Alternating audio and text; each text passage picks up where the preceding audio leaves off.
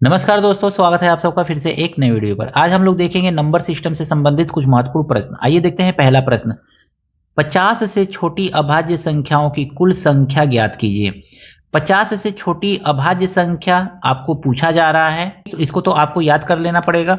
कुल 50 से छोटी अभाज्य संख्याओं की संख्या 15 होती है। ऑप्शन नंबर सी जो है इसका सही है। अब अभाज्य संख्या देखेंगे कौन कौन सी है 50 तक, तो 2 होगा, 3 होगा, 5, 7, 7 के बाद 8, 9, 11, फिर 13, फिर 14, 15, 17, 17 के बाद फिर होगा 19, 19 के बाद आपका आ जाएगा 23, 23 के बाद 29, 29, 31, 31, 37, 41, 43 और 47।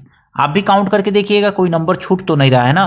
तो 2, 3, 5, 7, 11, 13, 17, 19, 23, 29, 31, 37, 41, 43, 47। अगर में कोई नंबर छूट रहा होगा कमेंट करके जरूर बताइएगा। ऐसे हमारे देखने में तो 15 ही होगा। कुल अभाज्य संख्या 50 तक से छोटी कितनी होगी? 15 होगी। अभाज्य संख्या ऐसी संख्या को कहा जाता है जो या तो अपने आप से कटे या एक से कटे। ठीक है, आइए देखते हैं अगला प्रश्न। बहुत ही अच्छा प्रश्न है। 11 से 20 तक की अभाज्य संख्या का 11 से लेकर 20 तक की अभाज्य संख्या का योगफल सबसे पहले ज्ञात करेंगे। फिर 30 से 50 तक की अभाज्य संख्या के योगफल का धनात्मक अंतर है। सबसे पहले 11 से 20 तक देखेंगे तो एक हो जाएगा 11, 12, 13, 14, 15, 16, 17, 17 के बाद 18, 19, यही तो अभाज्य संख्या होगा ना। इसको हम क्या करेंगे? प्लस कर लेंगे। 11 से 20 तक की अभाज्य संख्याओं का योग कितना आ जाएगा? तो 9, 7, 16, 17, 18, 19, 1, 20, 2, 1, 2, 3, 4, 4, 2, 6, 60 आ जाएगा। अब 30 से 50 तक की अभाज्य संख्या देखेंगे तो 31 प्लस 32, 33, 34, 35, 36, 37 आएगा। 31 के बाद सीधे 37 और 37 के बाद 41 आएगा और 41 के बाद आपका 43 होगा और 43 के बाद 47 आएगा। यही तो अभाज्य संख्या होगा ना 50 तक, 30 से 50 तक के बीच में। इसको जोड़ेंगे 7, 3, 10, 10 और 1, 11, 11, 7, 18, 18 और 1, 19।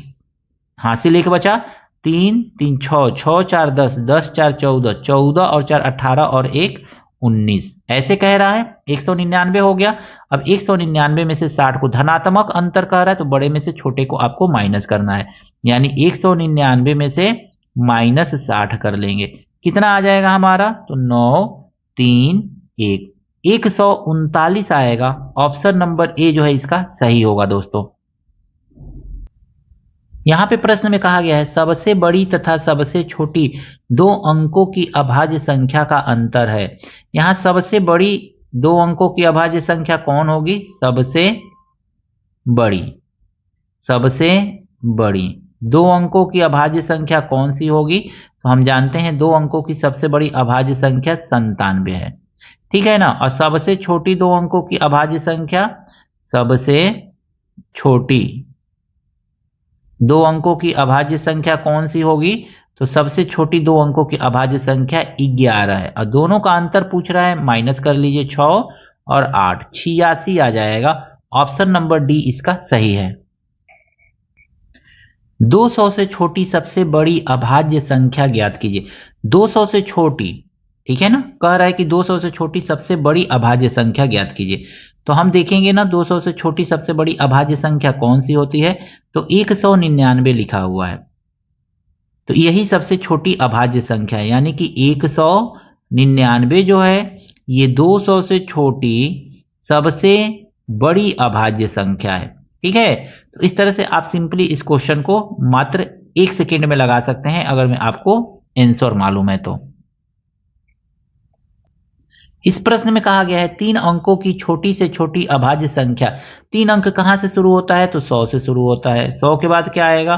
तो 101 आएगा। 101 के बाद क्या आएगा? तो 102 आएगा। 102 के बाद क्या आएगा? तो 103 आएगा। दोस्तों ये भी अभाज्य संख्या है और ये भी अभाज्य संख्या है, लेकिन छोटी पूछ रहा है तो यही आपका सबसे छोटी अभाज्य संख्या 3 अंकों की होगी।